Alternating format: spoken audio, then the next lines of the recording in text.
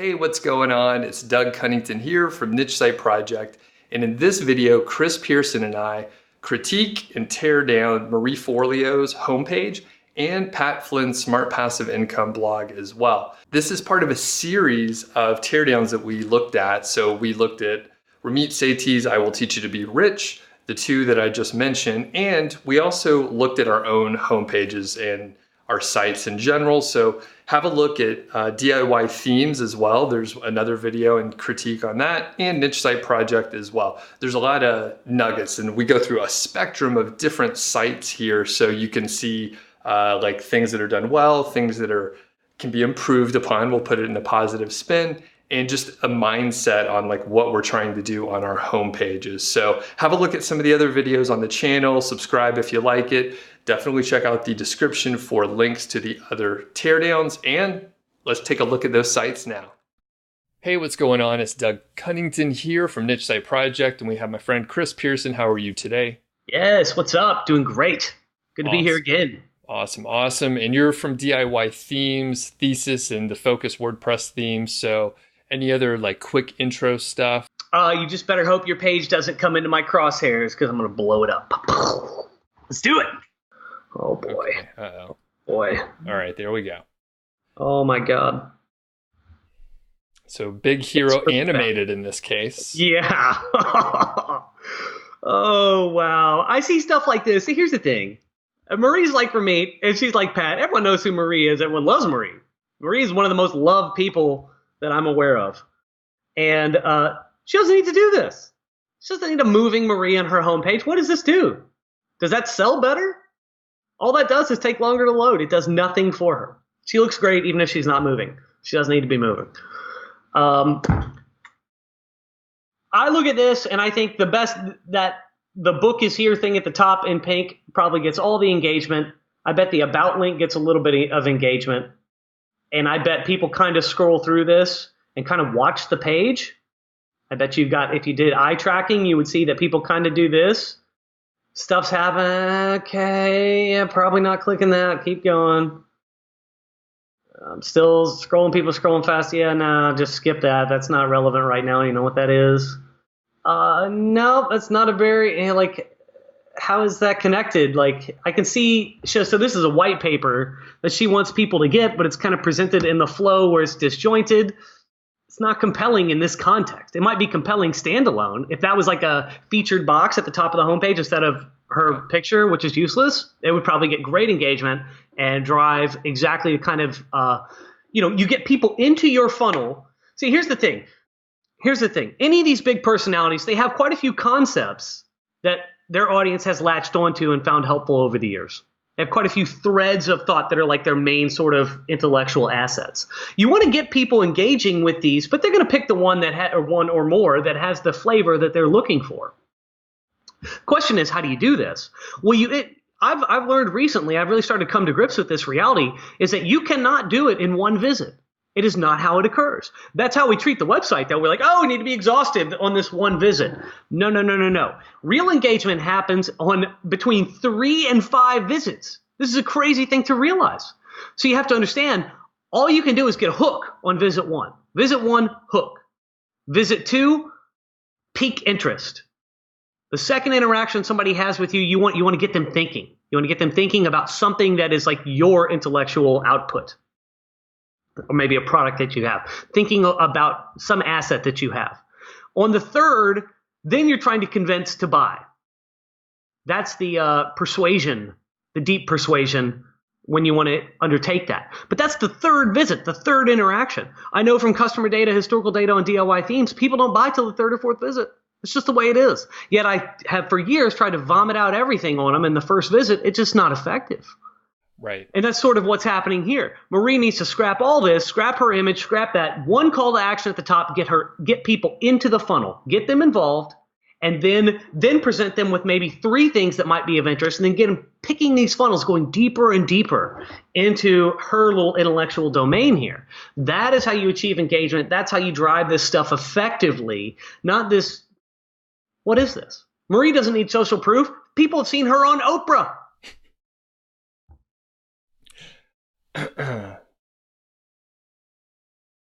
A little more animation And here. this with the TV. No one cares, Marie. It doesn't matter right now.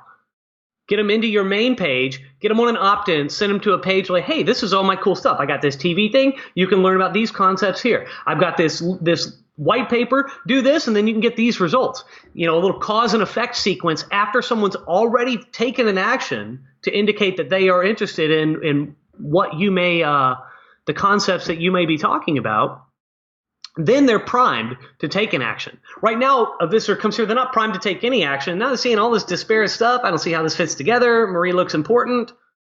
Maybe I'll follow her on Twitter. Close window. Yep, there with Oprah. Yeah. So. Okay. Branson, come on. Yeah. Tony Robbins, she's standing on a step there. He's on his he's on his knees. Yeah. All right. Okay. So pretty lot of stuff going on. Simpler menu. So I'll mention that there's a simpler menu here. There's simpler. I think it's probably more effective. Click on that more link. Let's see what that does. Oh. Yeah.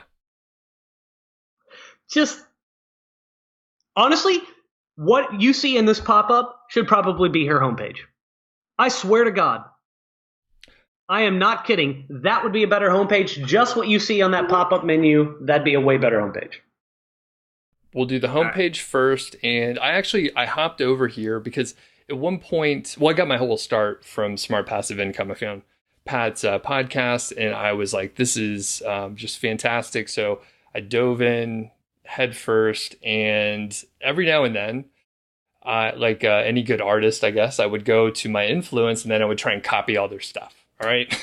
Absolutely. So I was like, he must have some stuff going on. But I went back the other day and I was like, there are so many options here. I'm confused. There's a few green buttons. There's a few green things, and I just don't know what to do. So Chris, what do you see and how do you evaluate this? Well, first thing I see when I'm looking at your site, or when I'm looking at your screen, it looks like the nav menu is a bit wide and not really designed. So on the left side where it says start here, you've got a click overlay where that is overlaying the logo, the license plate logo there. And that's going to create an overlapping click area, which is definitely not ideal. It's not the end of the world, but it is an indication that was designed for a very specific context, possibly, and isn't super fluid in terms of the way it adapts to different screen sizes. That's a common thing you're going to run into if you have a lot of items in the navigation menu. The question becomes, how do I handle this at different screen sizes, and what adjustments are going to be necessary? I realize this is not really related to a landing page, but it sort of is, because this ends up becoming a cascading thing that affects everything else in your page. But I have been huge on navigation menus here lately. Honestly, this has been my topic of the summer of 2019.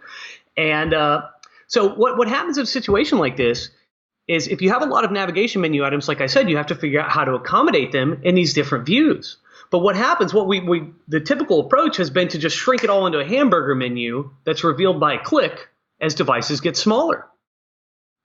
Couple problems with this approach. Problem number one, the navigation menu requires more resources to be hidden behind a click. And that's CSS resources, possibly the use of JavaScript. There's ways to do it without JavaScript, but almost every implementation you've ever seen is going to involve JavaScript. And the menu is presented differently in different screen contexts. So, for example, on a very small mobile handheld device, it's going to be a vertically oriented menu hidden behind a click. We'll go into that in a little bit. This is going to be a pervasive theme through this little talk about stuff being hidden behind a click and how that's no good. But secondary to that, you have a vertical presentation in one format and a horizontal presentation in another. Well, let's say a visitor is standing in line at Chipotle. They read a tweet. They go to your site. They are collecting visual cues and things to fall back on the next time they visit your site. Well, if the next time they visit your sites on desktop and nothing looks the freaking same, they're not going to be able to find their markers. So their ability to do wayfinding, to perform navigation, self-guided navigation, is massively affected by that. And actually, it looks to me like the links are not exactly the same between the two. They're actually different links in the different menus. So that creates a bunch of HTML, CSS, and JavaScript largesse more than needs to be there. That slows down your pages. And then you have this differing scenario that creates usability problems. And it's a bad way to do it. It is the way we have done it since 2011. It is a bad way to do it. We need to stop this because that practice does not translate. It doesn't provide any sort of navigational crossover between the various devices that people might access your site from. So that's the first thing that stands out to me. And like I said, even the execution of it in this case is not particularly good because, like I said, that those links are kind of shifting. Mm-hmm. Okay. I would love to see. Now I know Pat has very, very good opt-in numbers, but when analyzing stuff like this, you can't just say, "Oh, well, Pat does this, so this will work for me." Pat does a lot. Pat creates a brand. It's like an army that marches. You know him through his podcast. You know him through the imagery he's put out there. You know him through recommendations from others, people who say, "Oh, we love Pat." And so there is a lot to suggest. Listen to Pat. And so if he has a pop-up like this pop-up in the lower right corner, it's going to work better for him than for you because he has a reputation that precedes him and a whole lot of momentum. If you're just a random nobody, you do what Pat does, all you're doing is slowing down your site and presenting a pop-up that's going to annoy the crap out of people. Yes, 100%. I was going to say, like, this, he's an exception case, like, in so many areas. But yeah, like, if I tried to do this stuff, it just wouldn't work out. I mean, actually, when I landed on the page, I was just like, I don't know where to go. I don't know what to do. But I think it becomes a challenge, right, for somebody like Pat, who, like you said, he has, speaking, he has YouTube, the podcast is huge, the blog is huge. So like, how can a person like that, like, navigate? Like, can you have one goal for your homepage for someone like Pat? For Pat, definitely you don't want just a single goal for the homepage. Okay, well, this is a great question. I'll break this down every bit of it because I've been dealing with this exact thing. So number one, no, if you're Pat. No, but there are really, his challenge is how do I present what I have in a very concise way that is fast, yet still gets me the results I want. So one of the situations that he's going to encounter in any anybody who has a site that's been successful over time. So like I said, people want to join his list through recommendations. His reputation precedes him. So that's one action he definitely wants people to be able to take on his homepage. Number one, join the list. Number two, listen to the podcast. That might even be number one now. He probably gets most of his engagement through his podcast, which he's been doing consistently forever. Tons of listeners. That's why he loads the podcast widget on the bottom of the homepage. A lot of the stuff that's going on here, this is not a fast web page. This is a slow, clunky, in my opinion, crappy from a technical standpoint web page. But he knows that people are coming to engage with the podcast. He knows that people are coming to engage with his income reports. And he knows that people are coming to engage with his email list, which is why he is asking for those things. It's also why he has a supplemental navigation bar for affiliate marketing. He knows that's smart passive income. That's kind of what it's founded on. The blogging thing, the email marketing, the podcasting. Now, I look at this. Now, I don't know what is selling for him and what's getting his traction and all that, but I feel like the better blogging probably shouldn't be there. Email marketing probably shouldn't be there in this manner. The podcasting, I think this whole sub-navigation menu is just there because it's like, crap, how do I present this stuff? I want it linked from the homepage. Let's just throw it on there. Here's the situation he's getting into, though. It's got two navigation menus. I've already explained how they don't display the same between mobile and desktop. So you got that's not great. But we also have a problem with user psychology here. User psychology says that you cannot give users too many options. They're not going to take any as a result. Not good. The only people who are going to be clicking on stuff in this nav menu are people who know exactly where they're going when they get here. They're not going to read all 9 options at the top. They're not going to read the next 5 and be like, which one applies to me? No. Their eyes are going to go right down to Pat's picture. And the most likely link that they're going to click on this page right now is learn more or the play button on the podcast at the bottom. I don't know his metrics, but I bet you anything that's true. I also think about in the navigation menu is popular because about is popular everywhere. What's the number one thing we want to do when we interface with the machine? We want to humanize the machine. About is how we do that. So, and now, so scroll down a little bit. Let's go through this. Pat's got a social proof here as featured in. I don't know that Pat really needs to further legitimize his stuff. I think people already get here and they already know. He's got another email opt-in there. I feel like that could probably be worked in better, especially since he's got the pop-up in the lower right-hand corner. It's just a bunch of resources for this. You can do it more simply. This section I think is worthless.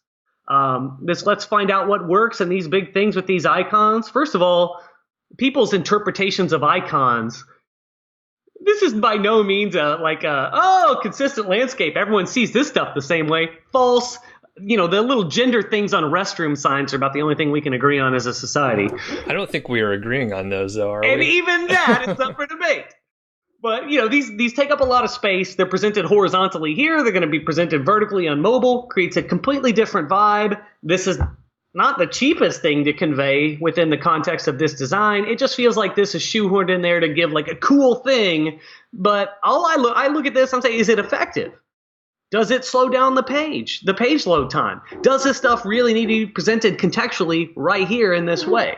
My answer now is probably not, and this will ring a bell with you, given some of the stuff we've talked about with Focus recently, and that is, instead of just this, I have all this stuff to offer, let me throw all this crap on my homepage. No, that doesn't work. It doesn't work. It might satisfy you because you're like, I covered all my bases. The problem is nobody uses those bases in that manner.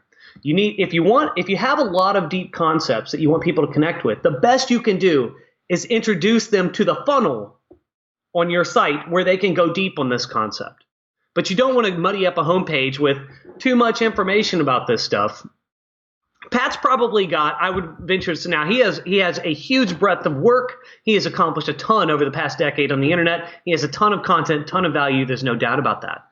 His job, and what makes this tough, is he's got to identify the 3 or 4 things that are really going to appeal to people, and he needs to build his homepage around that. Like these recent posts, absolute joke. Should not be here. Should only be on the blog page. Not here. There's no point to having them here at all. All it's doing is massively increasing the page load time, also massively increasing the total number of requests necessary to serve this page. Not good. Not good. Let's keep going. All right. Trusted resources, that generates money for him. I think there's a better way to do that. It could be Pat's recommendations, just a special page, and that page would be worth so much money it would be stupid. And he has it on the resources, but to have it on the homepage is like too much, kind of like what you're saying. There's just too many options. It's just there's too much here to consume. You can't even. My takeaway from this homepage is, wow, it seems like Pat's important, but I didn't take any action. I clicked away and went back to Twitter. Yeah. So. Right. And I think like you hit a key point. And for me personally, like I don't have like a ton of people landing on my homepage. Usually they're hitting like an inner page because they Googled something. And then at that point, they're hopefully in the funnel now that we've worked together a little bit and got like a little more focus on the site, on my site personally. But in that way, it's reducing the options where someone's hitting some inner funnel area, and then they're sort of like in that silo of that funnel. So, yes. All right.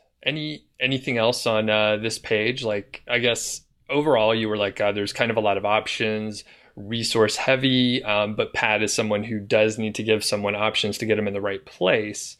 So, any sort of like top recommendations? Like the number one thing you're like, hey, we got to clean this part up.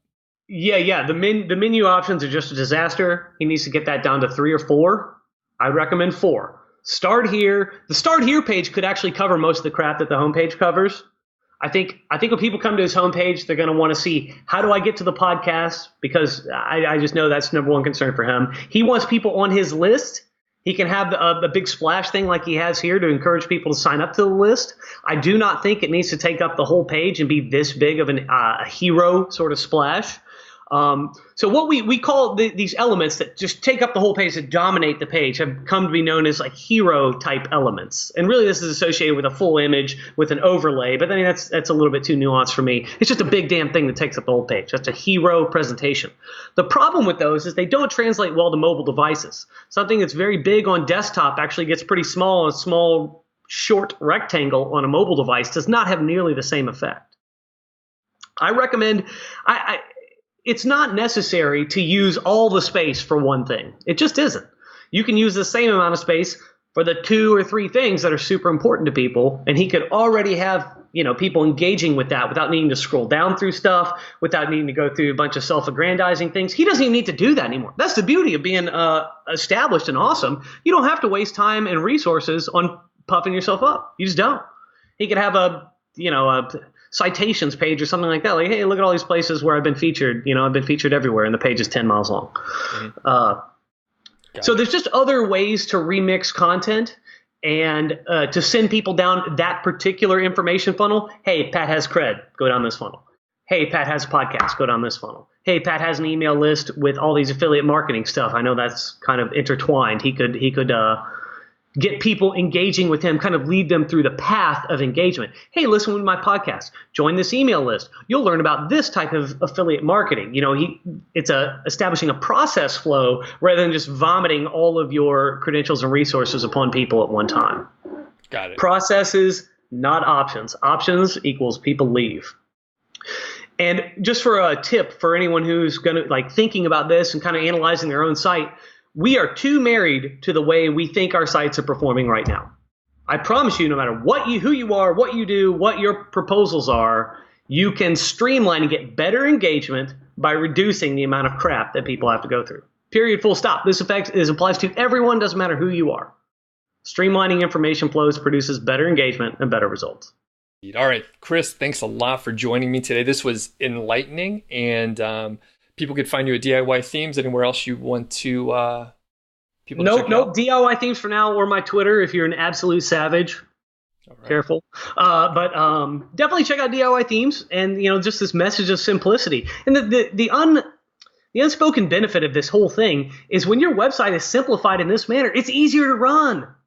The design's easier. Your customizations are easier. Stuff that breaks is easier to troubleshoot and fix. I can't tell you how many sites I see where somebody's like, oh, my email form's effed up. And I go in to look at it. You can't just fix the email form. There's like 18 layers of entanglements because they're using Divi and this other page builder. And they've got this other stuff and caching. And they don't know how to undo all these parts of the process so they can make one intuitive change.